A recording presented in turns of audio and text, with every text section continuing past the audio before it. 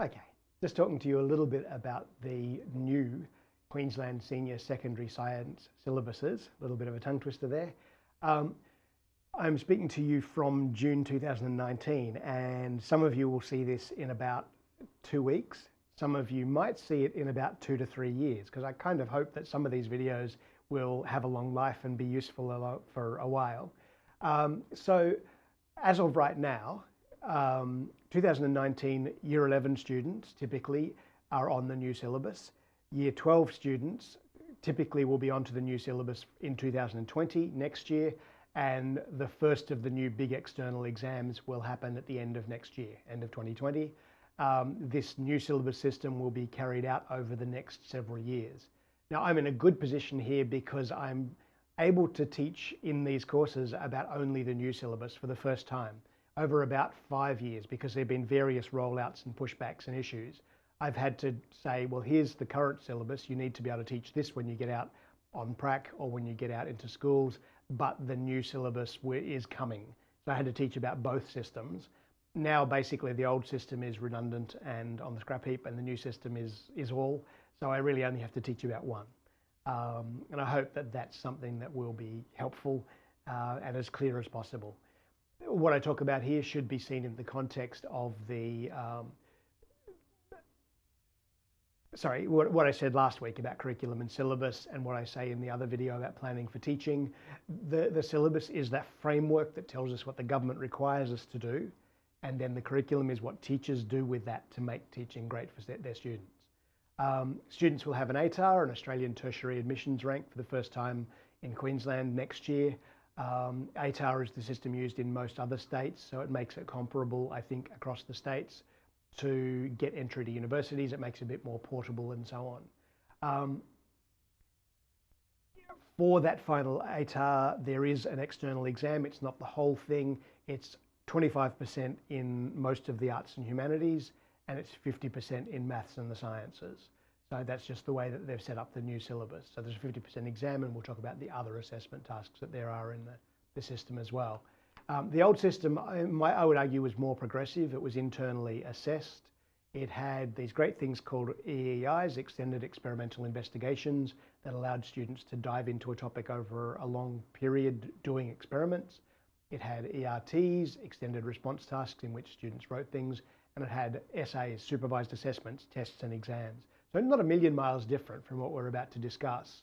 But the assessment was all internal to the school. So teachers created it and designed it, administered it, got the grades, and then there were verification panels at the end, moderation and verification panels at the end of year 12, where a teacher would go along and present their information to a panel of other peers who would judge whether the grades that they were giving were fair, equal, and comparable. That was a lot of work for teachers, but it was also a great professional development activity for teachers. There's a number of reasons why we've changed from that system, which, as I say, I think was more progressive because more flexible.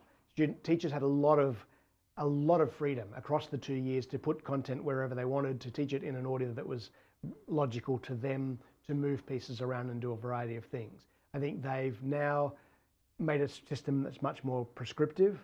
I think my metaphor is that a more progressive open system with more freedom and autonomy for teachers has a bigger range, that you will get fantastic teachers doing fantastic stuff, and you will get some less capable or less interested, less engaged teachers doing some fairly abysmal stuff. You've got the scope for great things to happen. Most will be in the middle, but you've got this bigger range.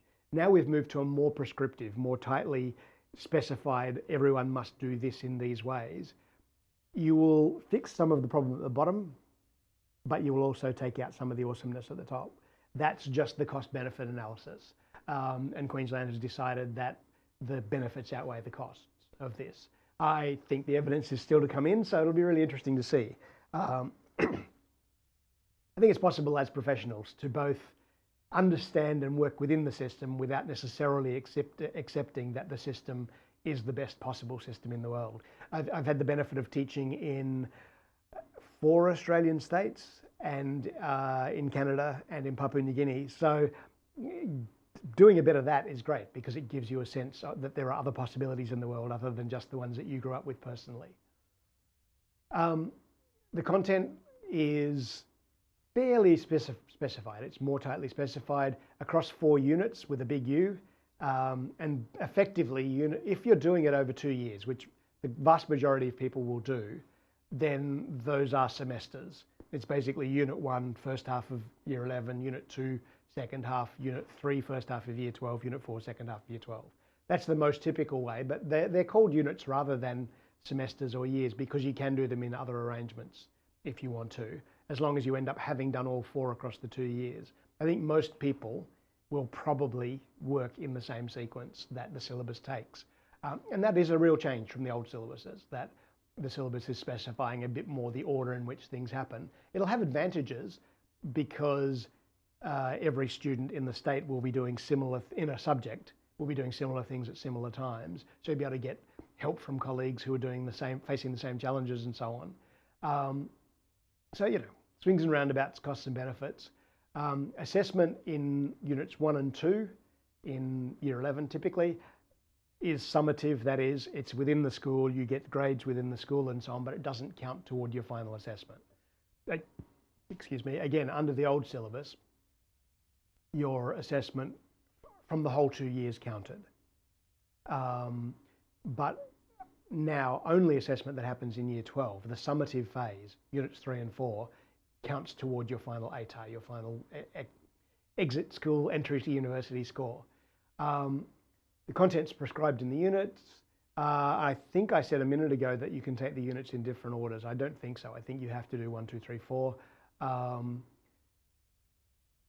And you can move things around within the unit. So you can create a lowercase u unit, a shorter chunk, and move the pieces around within Unit 1.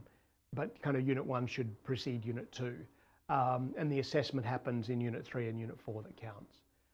There are mandatory pracs. So every chemistry student in the state will do these same several pracs across the 2 years. Again, there are benefits, there are challenges because teachers may not have done those, schools may not have apparatus and so on. My friends and colleagues in the school chemical supply industry and so on are frantically putting together kits for the mandatory pracs so that schools can gear up for them. And that will happen across the state as well. But the mandatory pracs shouldn't be the only pracs you should do. You can do lots of pracs. Typically, the assessment is summative in Year 11, formative in other way around, formative in Year 11, summative in Year 12. So you're trying to prepare the students for the Year 12 ones that count. So you will do, at the very minimum, you will do each of the kinds of assessment once in Year 11. You may do more. One of the intentions with the new syllabus was to reduce the load on students by not having so many assessment tasks. Because remember, they're usually doing 5 or 6 courses. So, you know, you might only have 3 assessment tasks for your unit in science, but they have another 3 in every other of their 6 courses. It adds up to a lot, so they're very busy. So the idea was to make it more parsimonious, to have fewer assessment tasks. I don't know how that's working in practice because there is some latitude to include more. You would want at least the 4 types that we're going to talk about in a minute, but you know, multiple tests, for example, you may do rather than just 1 exam for the whole year. The summative assessment tasks, the ones for Year 12, you create them in the school or as a team in the school or with your HOD and so on, but then they have to be endorsed by an external panel to show that they actually meet the objectives, that they're a fair test, all of that kind of stuff, before you administer them to the student. So there's no making up the test the night before the test is to be done anymore. You need it 6 weeks or 8 weeks out or something like that. Every assessment task that is administered of these particular 4 that we're about to talk about have to be externally endorsed by a panel before the students are given them and before you collect the data. So that's a fairly significant change. And there is the big final exam, the 50% final exam. One of the things I'm not talking about, because I believe that Harry talked to you about it in your junior secondary science course, The only people who might have missed out actually are the people who did the junior secondary science with me over T3. Give me a yell if you would like a hand on the specific thing of cognitive verbs. Cognitive verbs, to some extent, are kind of almost the be-all and end-all of the new syllabuses. But as I say, I don't want to bore you with them because I think Harry went into them in some considerable detail. But if we do need to do a bit more, we can throw in an extra video or other resource around cognitive verbs, what they are, how they are, care and feeding off, etc. But I'm not going to get into it in great detail in this particular course. So here are the exam types that are not the final exam. There's a data test, a 10% data test, a 20% student experiment, a 20% student investigation. So that's 50%, and then the other 50% is the final exam. Each of these assessment types have an instrument-specific marking guide, an ISMG. Remember this term because people will use the acronym without defining it in schools. So an ISMG is an instrument-specific marking guide. Here's what needs to be in the guide that allows you to mark to understand that the students have met the objectives of these. So what are these things? Very briefly, a data test, application of a range of cognitions to multiple provided items. So you're essentially providing data to them. You're not getting them to recall and regurgitate your data. You're providing stimulus and information. It's treated like an exam, and students have to interpret data and make conclusions. It addresses, there are 7 objectives in the course overall, and this type of assessment, the data test assessment, assesses 3 of them, number 2, 3, and 4. I've picked my examples from biology, but what you should do is go away and get the syllabus document. It's free and easy to download. Just Google physics syllabus Queensland 2019. Don't get the old one. The old one I think is probably 2004 and reviewed 2014 or something. Get the new one, the 2019 one. Download it, read it, make it your Bible, tuck it under your pillow at night. Read, understand, inwardly digest, be able to be a bush lawyer, understand exactly what the syllabus document says. So I've used the biology examples, but you should know your syllabus for your subject area really well. So apply understanding of biodiversity or ecosystem dynamics to given algebraic, visual, or graphical representations of scientific relationships and data to determine unknown scientific quantities or features, right? So for this data test, because of where it is, it's in Unit 3. So because it's in Unit 3, there's particular content that relates to it. And in this case, it's biodiversity and ecosystems. So you need to then, the students will get data or representations, graphs, maps, whole variety of representations. They need to use the knowledge that they know about ecosystems to interpret those data and determine unknown scientific quantities or features to find some answers around it. Also analyze evidence about biodiversity or ecosystem dynamics to identify trends, patterns, relationships, limitations, or uncertainty in data sets. So what they're doing is that higher level Bloom's taxonomy. And if I know Harry at all, you know Bloom's taxonomy really well by now. That higher level thinking, the synthesis and evaluation in particular. So number 3, analyze evidence to identify trends. So you're doing synthesis, you're doing pulling together ideas to develop what's going on, and then you're evaluating to say, what's the uncertainty in the data, what are the limitations, what can I get out of this?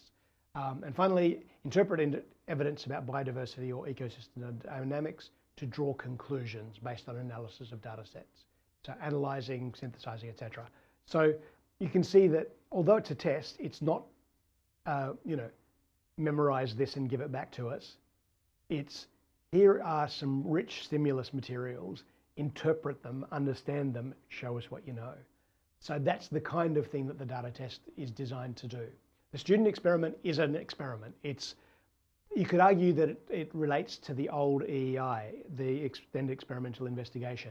It's meant to be 10 hours of class time, which is less, I think, than an EEI typically was. Oh, no, maybe. Yeah, I think it's less. But it's the students generating primary data. So they are doing experiments and generating their own data for the experiment. It has objectives 2, 3, and 4. Did I skip a slide? No. It has objectives 2, 3, and 4. Sorry, I went backward. Requires students to research a question or hypothesis through collection, analysis, and synthesis of primary data. In other words, they're doing their experiment, doing their investigative practices, doing their science inquiry skills.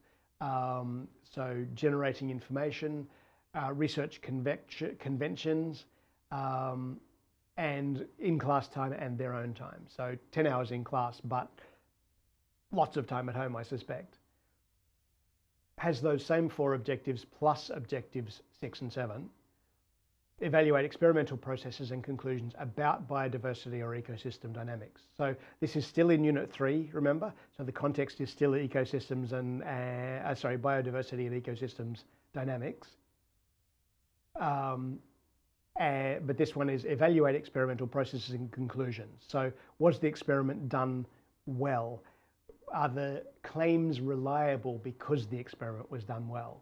And number 7, communicate understandings and experimental findings, arguments and conclusions about this context. So what are the conventions of communication? How do you get ideas across clearly in science, and so on? And how do you make an argument? And I'm going to talk in a little while, in another week, about argument and explanation in science as well.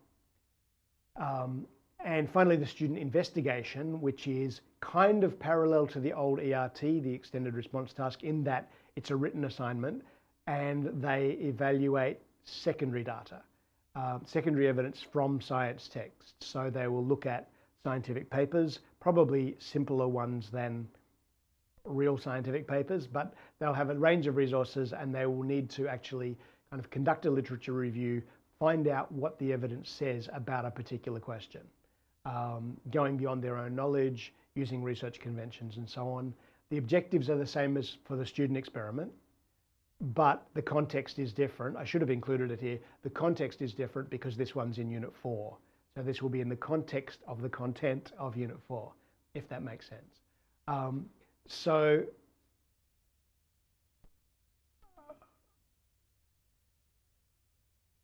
last piece. Sorry, that's actually about the exam. I've messed up the heading. Yeah, I'm more organized than some of these small PowerPoint mess ups might suggest. So apologies for that. This is about the exam. So the summative exam is developed and marked by the QCAA. 50% of the mark includes content from Units 3 and 4, not Units 1 and 2. So it's only Year 12 knowledge, but they do have to know all of the Year 12 knowledge. It's not like you work for 6 weeks on a unit, do the unit exam, and then you're done and move on to the next thing. You basically need to know everything that you learned in the whole year, the whole of Year 12. So that's a new challenge, I think. So students need to be doing consistent study and restudy of the stuff from the beginning of the year so that they know it for the end of the year and so on. It assesses objectives 1 to 4 of the course, so not all 7, 1 to 4. And the usual stuff. A test is a test. They're completed individually and so on. So that's about all I'm going to say about the syllabus. But as I say, that really should be just a framework in which you go away and read the syllabus in your subject area with incredible care, with a highlighter in your hand, and actually see what these things are.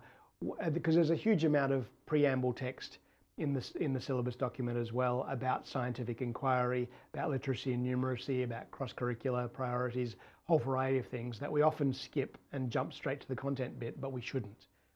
To really understand what the syllabus is and how to teach within the context of it, you really need to read the whole document, even if you do it in small stages over multiple days, highlight, take notes, etc., because the syllabus is your Bible. You know, it's what you're mandated by the government to teach. You can get in trouble if you don't teach it, particularly since students can now fail a very high stakes exam for them if you don't do it right. So it's really quite important that you know your syllabus documents back to front and inside out. Thanks a lot. See ya.